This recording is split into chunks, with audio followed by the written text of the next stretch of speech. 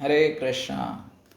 আমরা চৈতন্য চেতামৃত থেকে সনাতন গোস্বামী মহাপ্রভুর মিলন পুরী ধামে যে লীলা হয়েছিল সেটা আমরা শ্রবণ করছি। তা আজ আমরা শ্রবণ করব কিভাবে সনাতন গোস্বামী যে রথের চাকায় নিজের শরীর দেবেন, কেননা তার শরীরে কুণ্ডরাশা হয়েছে। মহাপ্রভু এসে আলিঙ্গন করে, এটা তাকে অনেক দুঃখ দেয় আনন্দের থেকে। মহাপ্রভুর শরীরে আবার যদি কিছু হয়, বা এই যে আমার দুর্গন্ধযুক্ত কুণ্ডরসার যে রস লাগে, সেটাতে অত্যন্ত দুঃখ প্রাপ্ত হন। তাই তিনি চিন্তা করেন রথের চাকাতেই তিনি জীবন দেবেন। এই কথা মহাপ্রভু তো সর্বজ্ঞ, তিনি তো জেনে যান। মহাপ্রভু কি বলছেন সেটি আমরা শুনব। বন্দে শ্রীকৃষ্ণ চৈতন্য নিত্যানন্দ সহোদিত গৌড়োদয়ে পুষ্পবন্ত চিত্র সন্দ তমনুদ আজানুলম্বিত ভুজৌ কনকাবদাতৌ সংকীর্তনৈক পিতরৌ কমলায়তাক্ষৌ বিশ্বম্ভরৌ দ্বিজবরৌ যুগধর্মপালৌ বন্দে জগৎপ্রিয়ৌ প্রিয়করৌ করুণাবতারৌ গুরবে গৌরচন্দ্রায় রাধিকাयै তদালয়ে কৃষ্ণায় কৃষ্ণভক্তায় তদ্ভক্তায় নমো নমঃ। শ্রীকৃষ্ণ চৈতন্য প্রভু নিত্যানন্দ শ্রী অদ্বৈত গদাধর শিবাসাদি গৌর ভক্তবৃন্দ। হরে কৃষ্ণ কৃষ্ণ কৃষ্ণ হরে হরে, হরে রাম রাম রাম হরে হরে। ভালো হইল তোমার ইহা হইল আগমন, এই ঘরে রহ ইহা হরিদাস সনে। তো হরিদাসের সঙ্গে থাকতে দিয়েছিলেন সনাতন গোস্বামীকে। মহাপ্রভু বলেন তোমরা দুজনে এখানে থাকো। কৃষ্ণ ভক্তি রসে দুহে পরম প্রধান, কৃষ্ণ রস আস্বাদন কর লহ কৃষ্ণ নাম। তোমরা হচ্ছে কৃষ্ণ ভক্তির রস আস্বাদনে প্রধান ভক্ত, তো এখানে নামের সঙ্গে সঙ্গে কৃষ্ণ নাম, কৃষ্ণ রস আস্বাদন করো। এত বলি মহাপ্রভু উঠিয়া চলিলা, গোবিন্দ দ্বারায় দুহে প্রসাদ পাঠাইলা। এ হচ্ছে মহাপ্রভুর ভক্তবাৎসল্য। তিনি কি করলেন? জগন্নাথ প্রসাদ গোবিন্দের মাধ্যমে সনাতন গোস্বামী আর হরিদাস ঠাকুরের জন্য পাঠিয়ে দিলেন। এই মতো সনাতন রহে প্রভু স্থানে, জগন্নাথের চক্র দেখি করেন প্রণামে। জগন্নাথের চক্র তো অনেক দূর থেকে দেখা যায়, আর হরিদাস ঠাকুর সনাতন গোস্বামী তারা তো মন্দিরে প্রবেশ করেন না, তাই দূর থেকে প্রণাম করেন, চক্রকেই প্রণাম করেন। প্রভু আসি প্রতিদিন মিলেন দুইজনে, ইষ্ট গোষ্ঠী কৃষ্ণ কথা রহে কতক্ষণে। মহাপ্রভুর কাছে নাদের যাওয়ার কথা, কিন্তু মহাপ্রভু স্বয়ং এসে নাদের সান্নিধ্য প্রদান করতেন। দিব্য প্রসাদ পাইয়া নিত্য জগন্নাথ মন্দিরে, নিত্য মানে প্রতিদিন জগন্নাথ মন্দিরের প্রসাদ মহাপ্রভু পেতেন। আর তারই নিত্য অবশ্য দেন দোহাকারে। এমন নয় যে একদিনও প্রসাদ ওনাদের দিতে ভুল হয়েছে, প্রতিদিন তাদেরকে এসে মহাপ্রভু কারো মাধ্যমে প্রসাদ পাঠিয়ে দিতেন, নয়তো স্বয়ং দিতেন। একদিন আসি প্রভু দুহারে মিলিলা, সনাতনে আচম্বিতে কহিতে লাগিলা। হঠাৎ করে একদিন এসে সনাতনকে বলছে, কি বলছে? সনাতন দেহ ত্যাগে কৃষ্ণ যদি পাইয়ে, কোটি দেহ ক্ষণেকে তবে ছাড়িতে পারিয়ে। সনাতন গোস্বামীকে বলছেন যে যদি দেহ ত্যাগ করে কৃষ্ণ পাওয়া যায়, তাহলে আমি এক্ষুনি কোটিবার সেরকম দেহ ত্যাগ করতে প্রস্তুত আছি। বা কেউ দেহত্যাগ করার মাধ্যমেই কেবলমাত্র, বা সুইসাইড করার মাধ্যমে, আত্মঘাতী হওয়ার মাধ্যমেই যে কৃষ্ণ প্রাপ্তি হয়েছে কোনো উদাহরণ আছে? নেই, তাই না? তখন বলছেন দেহ ত্যাগে কৃষ্ণ না পাইয়ে ভজনে, কৃষ্ণ প্রাপ্তির উপায় কোনো নাই ভক্তি বিনে। ভক্তি বিনা কৃষ্ণ প্রাপ্তি কোনো উদাহরণ আছে? নেই, তাই না? দেহ ত্যাগাদি যত সব তম ধর্ম, তম রজ ধর্মে কৃষ্ণের না পাইয়ে মর্ম। এই যে সুইসাইড, আত্মঘাতী হওয়া, এটা হচ্ছে তমগুণের লক্ষণ। তো রজতম গুণের মাধ্যমে কৃষ্ণকে পাওয়া যায় না। ভক্তি বিনা কৃষ্ণে প্রভু নহে প্রেমোদয়। প্রেম বিনা কৃষ্ণ প্রাপ্তি অন্য হইতে নয়। ভক্তি না করলে প্রেম পাওয়া যায় না, আর প্রেম ছাড়া কৃষ্ণ পাওয়া যায় না। ন সাধয়তি মাং যোগো ন সাংখ্যং ধর্ম যুদ্ধব ন সাধ্যয়স্তপস্ত্যাগ যথা ভক্তির মমর্জিত। না যোগ, না বেদ পাঠ, না কোনো কিছুর দ্বারা হবে, না তপস্যা, না ত্যাগের দ্বারা হবে। কী হবে? আমার ভক্তির মাধ্যমে আমাকে যেভাবে সহজে পাওয়া যায়, আর অন্য কোনো উপায়ে তা পাওয়া যায় না।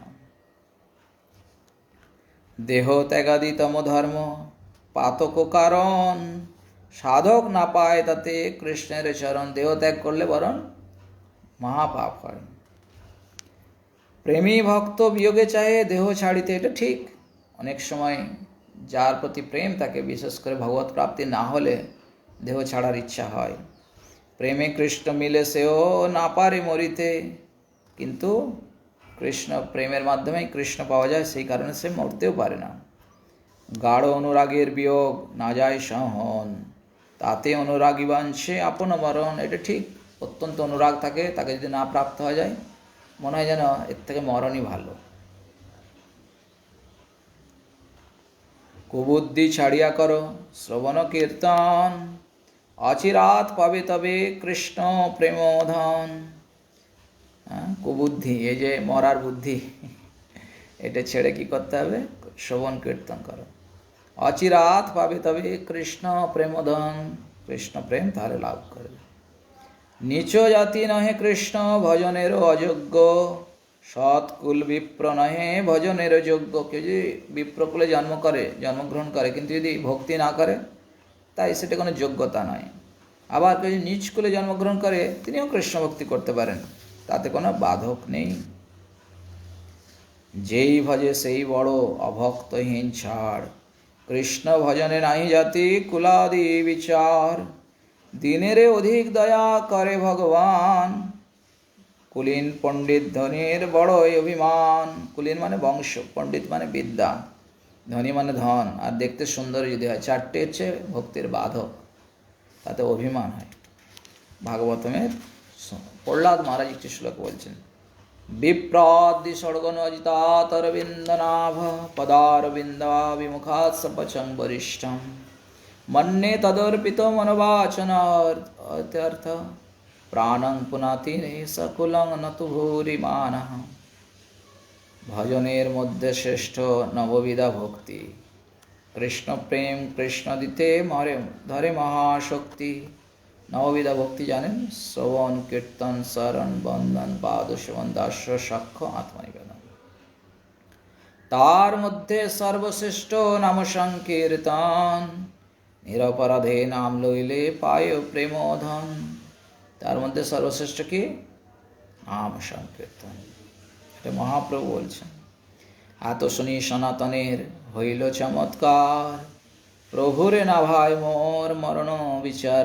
আরে আরে কি হলো আমার মরণ বিচার? মহাপ্রভু কি করে জানলেন? সর্বজ্ঞ মহাপ্রভু নিষেধিলা মোরে, প্রভুর চরণ ধরে কহেন তারে। মহাপ্রভুর চরণ ধরে প্রণাম করে বলছেন, কি বলছেন? সর্বজ্ঞ কৃপালু তুমি ঈশ্বর স্বতন্ত্র, জইছে না চাও তৈছে নাচি যেন কাষ্ঠ যন্ত্র। কাষ্ঠ যন্ত্র মানে কাঠের পুতুল, কোনো যন্ত্র। কাঠের যন্ত্র নিয়ে নিয়ে চলতে পারে? চলতে পারে না। যে চালাবে বলছে আমি যন্ত্র, আপনি যেমন করে পারবেন নাচান আমাকে। নিচয় অধম পামর মই, পামর স্বভাব, মরে জিয়া এলে তোমার কিবা হবে লাভ। আর আমি বেঁচে থাকলে কি লাভ? আমি এত নীচ। প্রভু কহে তোমার দেহ মোর নিজ ধন, তুমি মরে করিয়াছ আত্মসমর্পণ। যখন তুমি এই দেহটা দিয়ে দিয়েছো, তখন আর দেহটা তোমার না, এটা দেহটা আমাকে দিয়ে দিয়েছো। আবার এটা নিয়ে কিছু করার কেন চিন্তা করছো? তাই না? তোমার শরীর মোর প্রধান, পরের দ্রব্য তুমি কেন চাহ বিনাশিতে, ধর্মাধর্ম বিচার কিবা না পার করিতে। তুমি আমাকে এই শরীরটা দিয়ে দিয়েছো আত্মসমর্পণ করার মাধ্যমে, আর তুমি ধর্ম বিচার নিয়ে পরের দ্রব্য নষ্ট করতে চাইছো কেন? তোমার শরীর মোর প্রধান সাধন, এ শরীরে সাধিব আমি বহু প্রয়োজন। তো সনাতন গোস্বামীকে দিকে মহাপ্রভু অপূর্ব সুন্দর সুন্দর গ্রন্থ রচনা করেছেন। ভক্তির সিদ্ধান্ত, সদাচার তিনি স্থাপনা করেছেন। ভক্ত ভক্তি কৃষ্ণ প্রেম তত্ত্বের নির্ধার, বৈষ্ণবের কৃত্যার বৈষ্ণব আচার, এগুলো স্থাপনা করেছেন সনাতন গোস্বামীর মাধ্যমে। কৃষ্ণ ভক্তি কৃষ্ণ প্রেম সেবা প্রবর্তন, লুপ্ত তীর্থ উদ্ধারার বৈরাগ্য শিক্ষণ, নিজ প্রিয় স্থান মোর মধুর বৃন্দাবন, তাহা এত ধর্ম চাই করিতে প্রচারণ। সেখান থেকে তুমি এইগুলি প্রচার করবে। মাতার আজ্ঞায় আমি বসিনীলা চলে, তাহা ধর্ম শিখাইতে নাহি নিজ বলে। যে আমি যে বৃন্দাবনে থাকবো সেটা সম্ভব নয়, তার কারণ আমি মাকে কথা দিয়েছি যে আমি বৃন্দাবনে থাকবো, তাই তুমি সেখানে গিয়ে এগুলি করো। এত সব কর্ম আমি যে দেহে করিব, তাহা ছাড়িতে চাও তুমি কেমনে সইব। আমি এত কিছু কাজ করতে চাই তোমার মাধ্যমে, আর তুমি এই দেহটা ছাড়তে চাইছো, এটা কী করে আমি সহ্য করবো? এই কথা বলছি। তবে সনাতন কহে তোমাকে নমস্কার, তোমার গম্ভীর হৃদয় কে বুঝিতে পারে। নমস্কারে কে বুঝিতে পারে? কাষ্ঠের পুতুলি যেন কুহকে নাচায়, আপনে না জানে পুতুলি কিবা নাচে গায়। যে আমি কাষ্ঠের পুতুল, আমি জানি না কি করতে হয় না করতে হয়, আপনি আমাকে নাচান। যারে জইছে নাচাও সে তো ইচ্ছে করে নর্তনে, কইছে নাচে কেবা নাচায় সে নাই জানে। হরিদাসে কহে প্রভু শুনো হরিদাস, পরে দ্রব্য ইহ চাহনে করিতে বিনাশ। আবার হরিদাসকে বলছেন, নিজে তো জানেন। দেখো হরিদাস এ সনাতন অপরের দ্রব্য নষ্ট করতে চায়। পরের স্থাপ্য দ্রব্য কেহ না খায় বিলায়, নিষেধিও ইহারে যেন না করে অন্যায়। হরিদাস তুমি একে বোঝাও, এ যেন অপরের দ্রব্য অর্থাৎ আমার যে দ্রব্য ওনার শরীর সেটা যেন নষ্ট না করে। হরিদাস কহে মিথ্যা অভিমান করি, তোমার গম্ভীর হৃদয় বুঝিতে না পারি। আমি যে তোমার হৃদয়ের কথা বুঝতে পারি, এ আমার অহংকার নেই, আমি বুঝতে পারি না। কোন কোন কার্য তুমি করো কোন দ্বারে, তুমি না জানাইলে কেহ জানাইতে না পারে। তুমি কার দ্বারা কি কি করতে চাও সেটা কি করে সম্ভব? রূপ গোস্বামীর মাধ্যমে প্রেম ও রস প্রচার করেছেন, সনাতন গোস্বামীর মাধ্যমে তিনি সিদ্ধান্ত, জীব গোস্বামীর মাধ্যমে সিদ্ধান্ত, রঘুনাথ দাস গোস্বামীর মাধ্যমে বৈরাগ্য, হরিদাস ঠাকুরের মাধ্যমে নাম ও শিক্ষা। তো এক এক জনের মাধ্যমে তিনি এক এক শিক্ষা দিয়েছেন। খোলা বেচা হরিদাসের মাধ্যমে যে দরিদ্রতেও ভক্তি করা যায় সে শিক্ষা দিয়েছেন।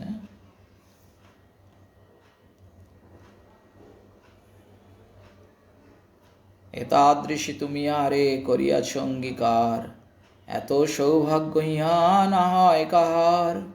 তবে মহাপ্রভু করি দুহারে আলিঙ্গন, মধ্যাহ্ন করিতে উঠি করিলা আগমন। মহাপ্রভু দুজনকে আলিঙ্গন করলেন, হরিদাস ঠাকুরকে আর সনাতন গোস্বামী। অভূতপূর্ব ব্যবহার মহাপ্রভুর। যখন গেছেন ওনাকে যখন প্রণাম করেছেন তখন আলিঙ্গন করেছেন, যখন আসছেন যখন প্রণাম করছেন তখনও তিনি আলিঙ্গন করেছেন।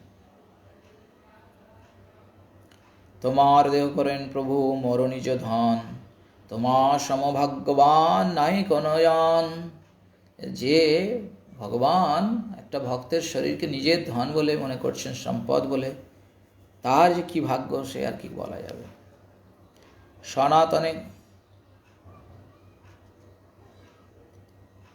সনাতনে কহে হরিদাস করিয়া লিঙ্গন, তোমার ভাগ্যের সীমা না যায় কতন। হরিদাস ঠাকুর সনাতন গোস্বামীকে আলিঙ্গন করে বলছে তোমার ভাগ্যের সীমা নেই, তোমার দেহ মহাপ্রভু নিজের দেহ বলে মনে করছেন। নিজ দেহে যে কার্য না পারেন করিতে, সে কার্য করাইবে তোমা সেহ মথুরাতে।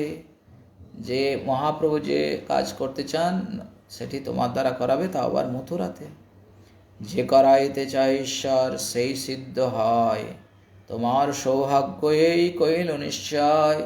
তুমি এর অন্যথা করো না, মহাপ্রভু যেটি চাইছেন সেটি হবে, সিদ্ধ হবে। ভক্তি সিদ্ধান্ত শাস্ত্র আচার নির্ণয়, তোমাদারে করাইবেন বুঝিনু আশয়। আমার এই দেহ প্রভুর কার্যে না লাগিল, ভারত ভূমিতে জন্মি এই দেহ ব্যর্থ হইল। হরিদাস ঠাকুর বলল আমার এই দেহতে কোনো কাজ হলো না, ব্যর্থ জন্ম আমার, তা আবার ভারত ভূমিতে। সনাতন কহে তোমা সম কেবা ছেয়ান, মহাপ্রভুর গণে তুমি মহাভাগ্যবান। অবতার কার্য প্রভুর নাম প্রচারে, সেই নিজ কার্য প্রভু করেন তোমার দ্বারে। মহাপ্রভু কেন অবতার হয়েছেন? নাম প্রচার, আর সেটি তোমার মাধ্যমে করাচ্ছেন। প্রত্যহ কর 3 লাখ নাম সংকীর্তন, সবার আগে করো নামের মহিমা কথন। আপনে আচরে কেহ না করে প্রচার, প্রচার কহে কেহ না করে নাচার। আচার প্রচার নামের করহ 2 কার্য, তুমি সর্বগুরু তুমি জগতের আচার্য।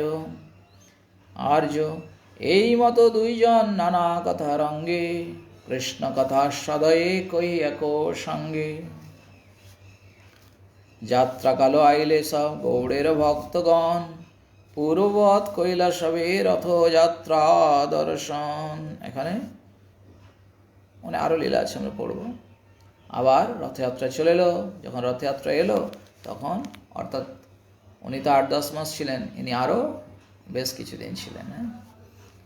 রথযাত্রা এখন এলো, সব বাংলার ভক্তরা আসলেন, তাদের সঙ্গে সবার সঙ্গে সনাতন গোস্বামীর মহাপ্রভু মিলন করালেন। কালকে আমরা সেটি পাঠ করে শ্রবণ করব। সকলকার অসংখ্য ধন্যবাদ। শ্রী চৈতন্য চরিতামৃত কি, সনাতন গোস্বামী কি, রঘুদাস ঠাকুর কি, শ্রী চৈতন্য মহাপ্রভু গৌর প্রেমানন্দে।